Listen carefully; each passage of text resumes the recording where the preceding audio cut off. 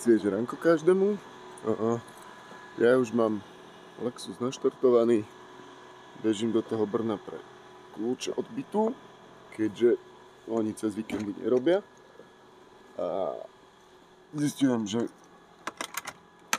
na telefóne mám 40% baterky, takže z Kia si berem nabíjací balík, aby som v aute mohol nabíjať mobil. No a kľúče od Kia hodím domov a letíme. Rýchlosti. Šup. Pozamykáme. No.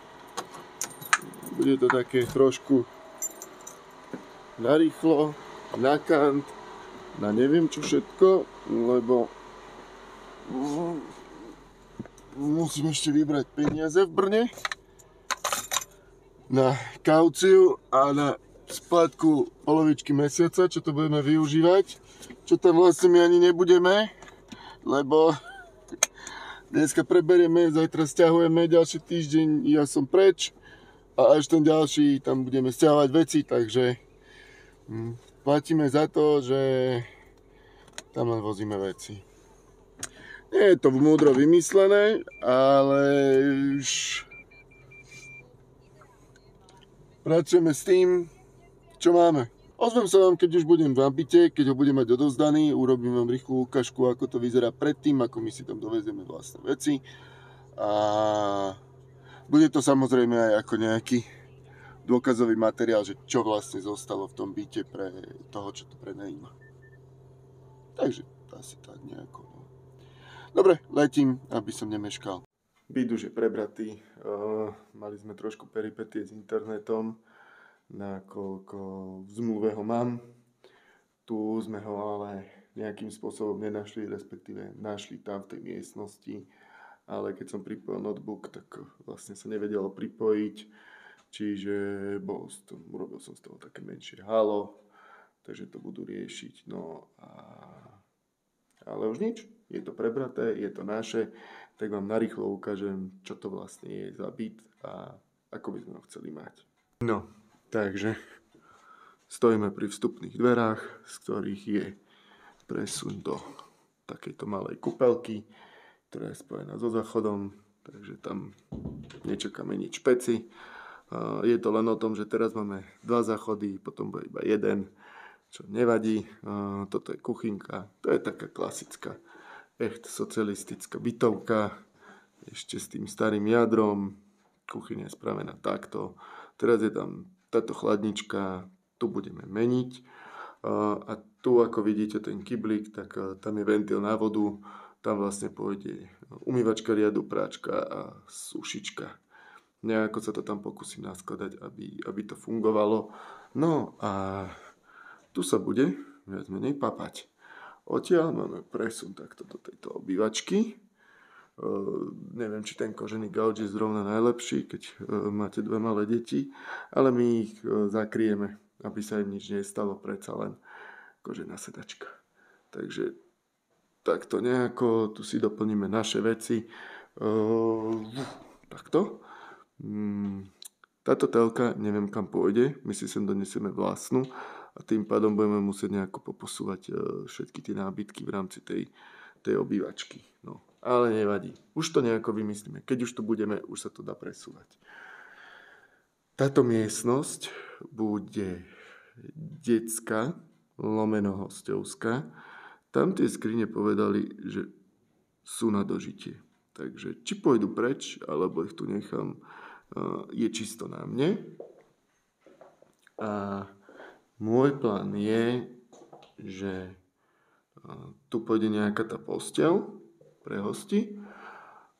Toto, čo je tu, dáme vlastne na túto stenu a sem pôjde z našej obývačky kalaxová stena s detskými hračkami. Na spodok dáme nejaký detský koberec a budú mať aj rovno východ na balkón, kde na balkóne my dáme nejaké sedenie. Možno to sedenie vôjde aj pekne tam a tým pádom Sem dáme pieskovisko, aby sa deti mohli hrať. A takto vyzerá výhľad. Ulička a vlastne také sídlisko.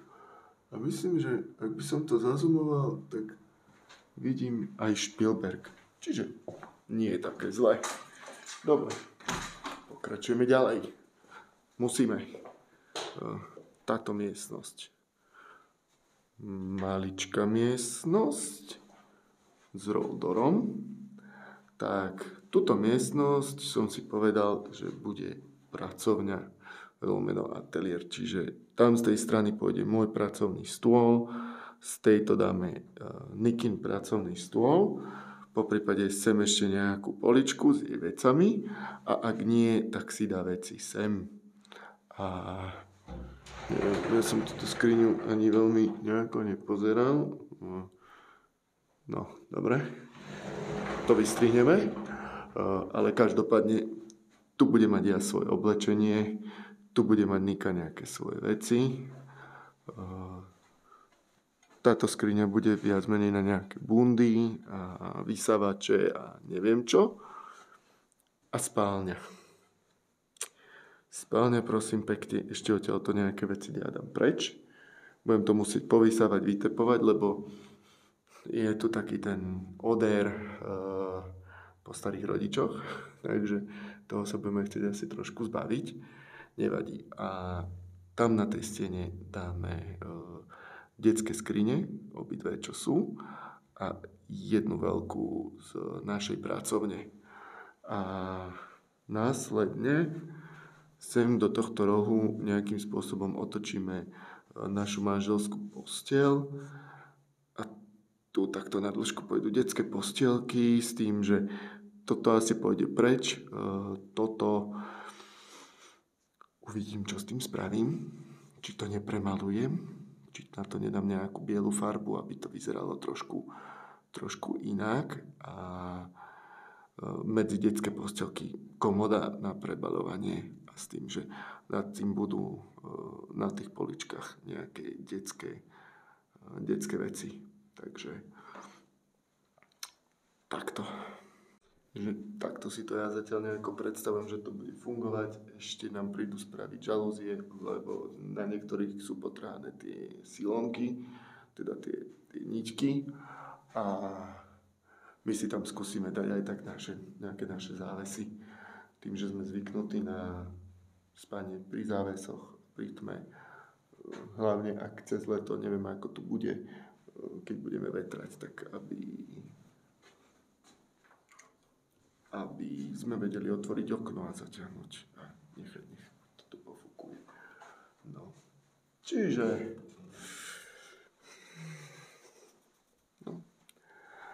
ideme z domu do bytu. Ideme z dediny do mesta a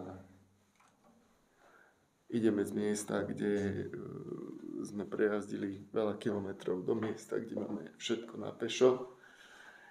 Je to finančne spravené tak, že neušetrím na tom prenajme, lebo hypotéka na môj dom vychádza menej ako prenájom tu.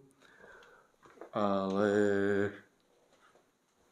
život je zmena. Akože mám 35 rokov, kedy sa budem sťahovať, respektíve kedy budem skúšať takéto veci so sťahovaním, keď nie teraz.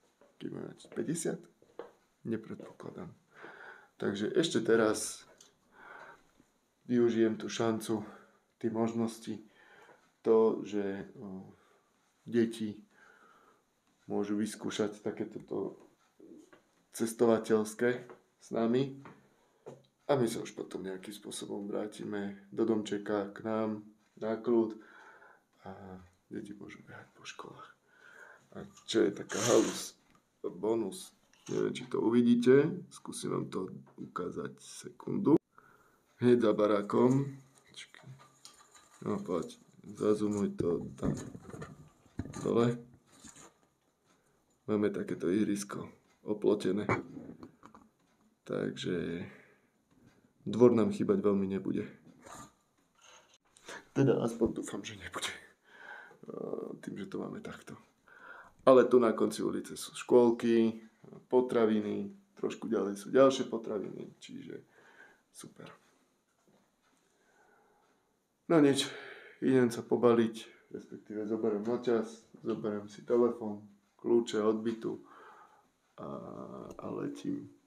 A toto všetko budem musieť vysypať, vyhádzať, prehodiť. A toto je sporak bez tejto. Nevadí. To sa všetko spraví. Všetko sa spraví.